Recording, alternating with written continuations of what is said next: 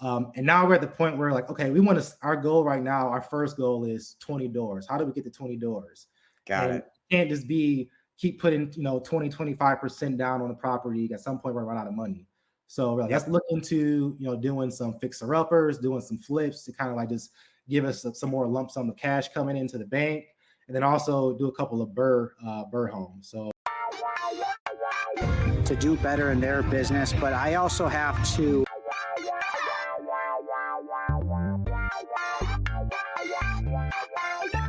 I don't know how to do it.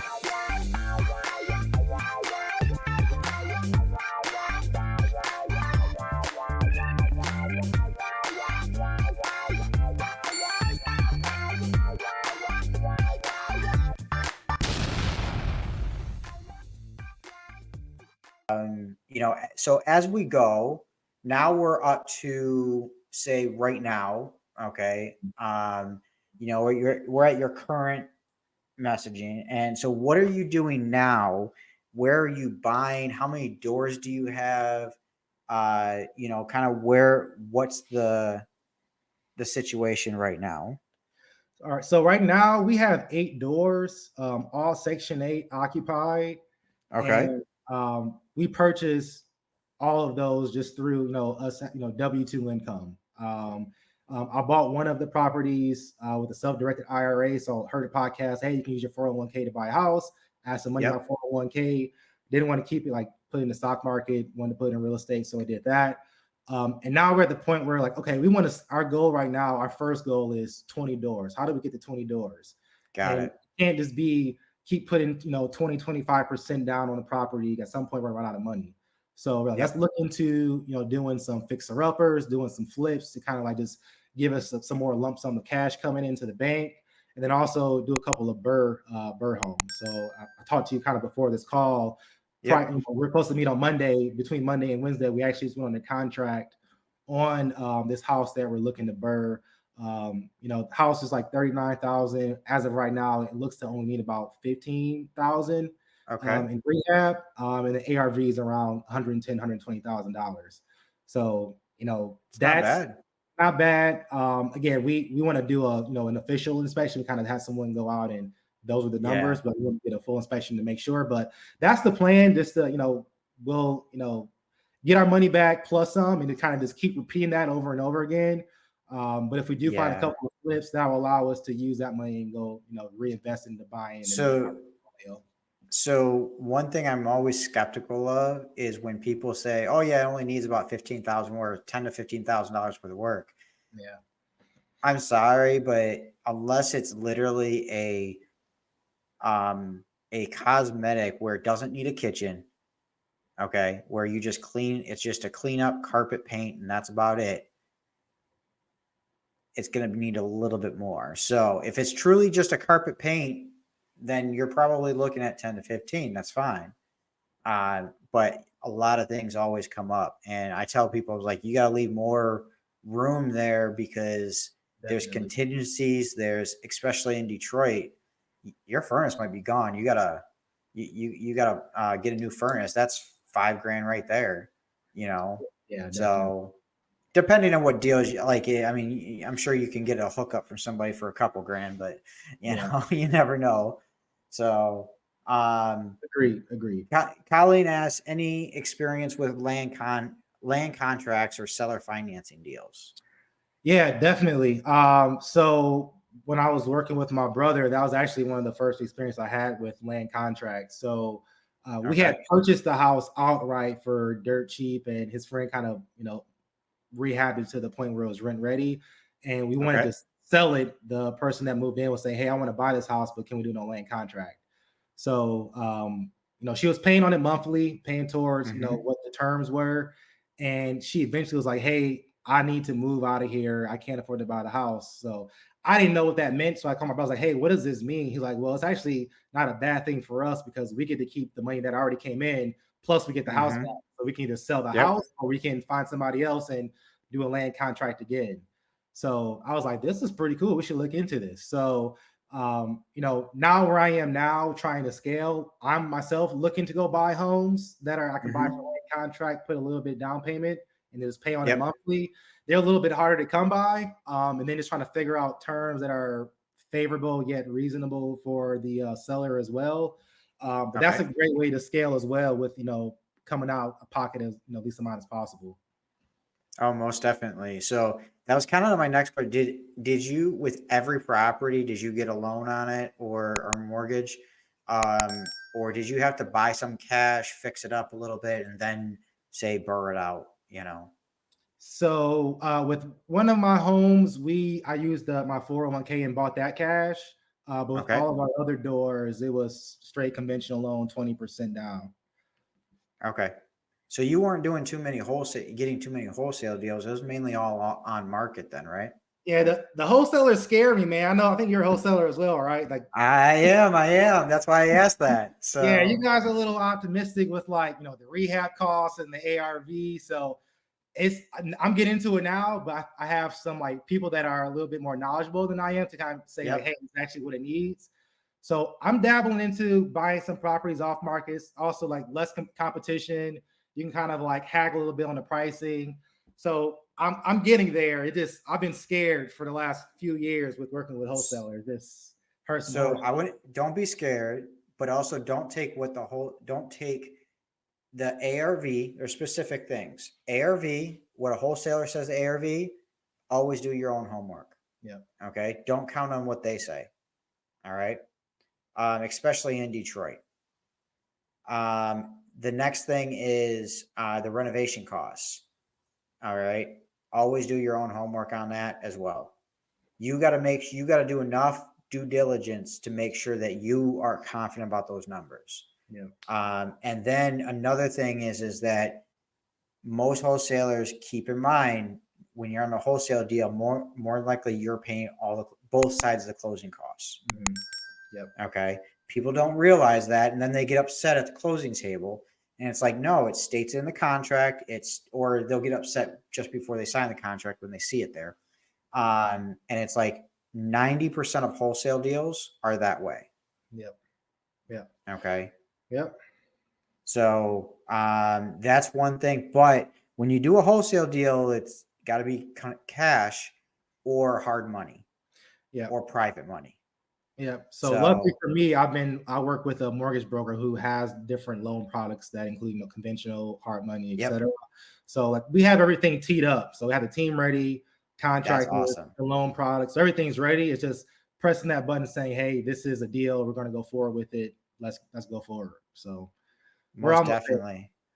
So Tara Lynn from Facebook says quality wholesalers are worth their weight in gold.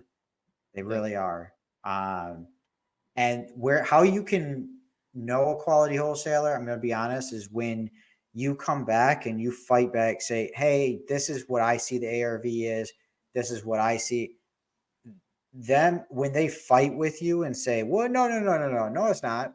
And it's like, take my feedback of what I'm giving you, and understand that, this is great information for you going forward. And if he's a good wholesaler, he can use that to possibly get a price reduction if needed. Yep. Nice. Okay. Yep. So at least moving forward, you can work with wholesalers. Don't be freaked out. So okay. Yeah, I've been, like I said, I've been in overdrive trying to find deals. So yep, you probably see me. We all are. Dude, it's slim pickings right now. Add me to your buyers list, and I'll kind of figure it out. It's slim pickings at the moment, man. I'm telling you. Yeah. So, but one thing that I want to say is, the good thing is that first off, now we're connected. Okay. Yeah. So no matter what, if you ever have any questions about anything or any deals, just run it by me. It's free of charge. I'll tell you that. I appreciate it. And I mean, that's another big thing too, right? Networking. So that's one thing that I was never really good at. I think I'm an introvert at heart. Don't really like going out socializing too much, but I realized it's power in that. So I was living in LA for a while, went to a real estate networking event, met a guy that's actually from Detroit, Eric Friday, who happens to be part of the Monopoly Brothers. Years later, ended up doing a mentorship program with them and learning a lot. It's a 4-week program, learned about, wholesaling, walking a property, how to kind of estimate rehab costs. Yeah. Kind of gave me that confidence and that, that extra motivation to, hey, like, let's kind of do real estate as a full-time thing. Like, people are Yeah. like, "Oh, you can make money doing it." But it was definitely networking. They were able to, they have a yellow pages of all the different contractors and handymen they've worked with in the past. So you can kind of get that for free. You can pay what you want for that. You can get it for free or Yeah. a couple of dollars for it. And like you said, people like you or Jay, you can just call people up and just, you have any questions, just, ask and get the answer for it. So one thing that, since you're out in California, one thing that you have an advantage to is people out in California usually have money. Mhm. Okay. Yeah, So if you're sure. going to these real estate meetups over there, talk to anybody out there who's interested in maybe doing private money lending, Yeah. things like Yeah. that. So Yeah. that's it. Call. That's a good Yeah. call. So I will say I joined some of like the California investor groups out here. They're not as busy and active as the one in Detroit, man. The one in Detroit is really good. The ones out here, they're do you not know really. why? Because the cost Yeah, entry points are yeah. The way barrier too to entry high. is way too high. Yeah, I agree. But you take a California investor and be like, I got a house for 30 grand. We'll put 20 grand into it. We'll make 50. And they're Yeah. like, what? Yep. What? Yeah.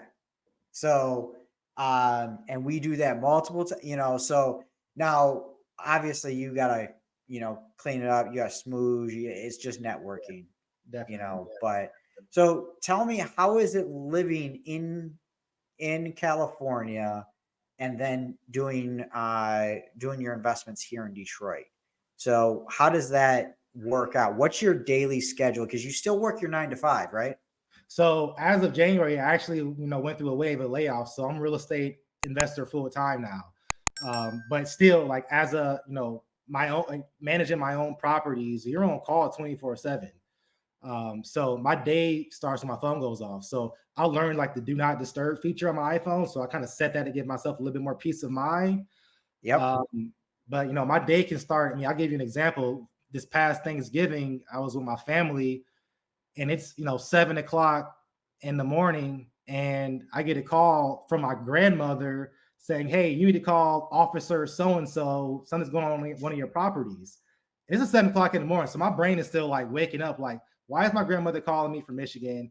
Who's officer so and so? Is the house burning down? Did somebody die? What happened? So Yep. it's every day is different. And then and then also with the same, this building is a doozy. So um so what was your day job prior, and what was your, so tell me your schedule prior to you quitting. Yeah, so I've been in sales since I graduated from college. My last Hmm. job was working for a tech company out here in San Francisco. Okay. I've been blessed enough that all of my jobs, for the most part, have been remote, so I get to work from home. So my day starts, usually California time, probably around like 8 o'clock, like hopping on the calls, making phone calls. But Hmm. I could wake up at 6:30 and I already have 3 or 4 missed calls from a tenant, missed calls from the neighbors saying that your neighbor, your tenants are fighting. So I've Wow. heard it all. I've had neighbor call me and say you have raccoons on your roof. The building that the triplex that we had, we started off with one of the units we had as Airbnb. That Okay. was a lot. We're trying to manage an Airbnb remotely is a lot, especially when you never had experience. So we had to come Yeah. back, source all the furniture, and then we had a tenant in one building. They locked out the person in the front door, trying to come stay for the first night. And then, when issues arise, you have to have somebody that's on call in Michigan to go unlock the door, go Yep. supply with, the TP, go turn the heater on, whatever the case may be. You have to have somebody reliable that's, on call that you can rely on. Yeah. Because otherwise, you're in California. The best thing you do is say, hey, I can, get you a hotel room, and Yeah. sorry for the Sorry issue. for the inconvenience. Exactly. Got it. So Lily, she said, I worked for Eric Friday when he was a newbie and he was killing it. Would highly recommend. Definitely, man. He's a So good guy, really good guy. I actually that's had him awesome. So the good thing about the mentorship program that I was in, it's not like, oh, you're done with the mentorship program, good luck. It was, hey, like we need you to Yep. succeed. We need some students to actually like, succeed in this.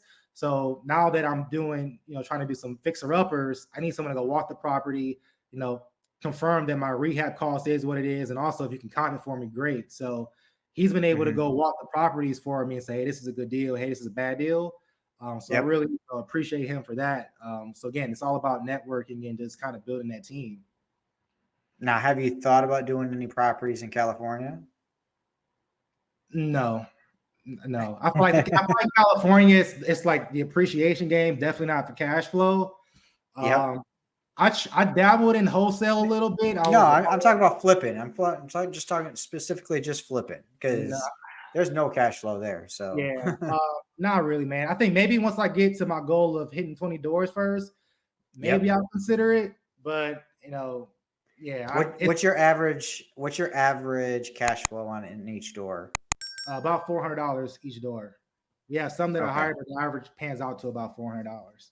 That is not a bad deal right there. And I'm going to tell you a reason. That is the reason why most people do actually do rentals in Detroit versus outside of Detroit.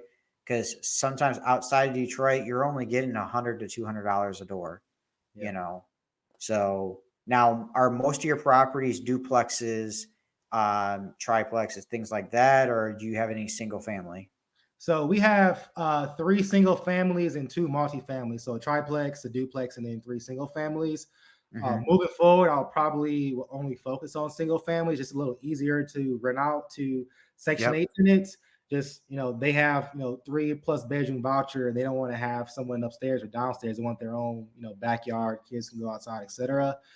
So we have much easier, renting out the property when it's single family.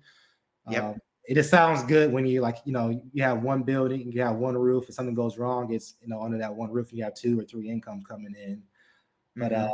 I would say another thing I learned is if you are doing multifamilies, make sure that the meters are separated. The triplex that we have, the gas isn't separated. The Okay. electrical is somewhat separated. Water isn't separated. So we're also And it's dealing a with pain in the ass. yeah. It So is.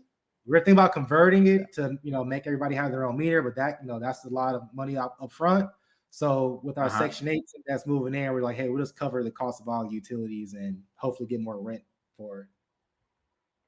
Yeah, the only downfall is with Section 8, you might be able to allow that, but it's just hard. Yeah. So Junior Sanchez from the Facebook group says, how long until you can pull equity out on a duplex? So I believe he's probably referring to like the burn method. So Yeah. So I know with my lender, their season, they call it the seasoning period was 6 months. So luckily okay. we've had a property for over a year. So it's 6 months. Another rookie mistake is we kind of bought the property for more than it was worth at the time. Okay. So we don't really have too much equity in that. So we wouldn't take money out of that. But we got lucky enough with our last 2 properties that we have a decent amount of equity in it. So if we want to pull out like a HELOC or do a cash out Yeah. refund, we can do that and use that towards our scaling. And that's the thing, like even if you leave some money in the deal, you're still getting money back. You're still getting most of it back anyways, Exactly. Yeah. So Colleen asks, what's the average rent you're getting in Detroit on a single family, say 3-1, but you said most of them are duplex. So we do have a 3-bed on the west side. We're getting $1,450 a month for that, which is great. We that's bought awesome. it. We bought it. This was a tired landlord. He had, Yep. I think, like 15 properties he was selling at the time. And Mm-hmm. we were going to grab 3 of them, but my wife was kind of like, slow your roll. I was like, well, we got to at least grab 2 of them. And we kind of talked them down on price. Was it on market? It was on market, and they were sitting there for a while. And then the realtor that we went with, she was like, hey, they're motivated. I think we can get it at this price. So like, let's see if we can. So they were like, accept it. We did the inspection. There were still some issues with it. They were like, hey, we actually need to go down lower on the price. So we got a house, and then we ended up getting it for like $50,000. Section 8 tenant was only paying $850 a month at the time, but we knew that with the fair market rent, we can get around $1,450 a month. So as soon as we Okay. took it over, we immediately asked for an increase in rent, got it approved. So I mean, that property, I think we're like profiting like $700-800 a month off of that property. And you as didn't well. have to do anything to it. Just ask Section 8 to improve it. You know. All Like I right. said, no, we didn't. We didn't know rehab on that property. That's And awesome. we just lucked up. It was just good time, and again, networking and just being consistent with putting out offers and looking for deals. So listen, next time you come across that situation and you don't want to take the other two properties, give your man a call right here. I All got right. you. I got you. I can get them sold right now. I got you.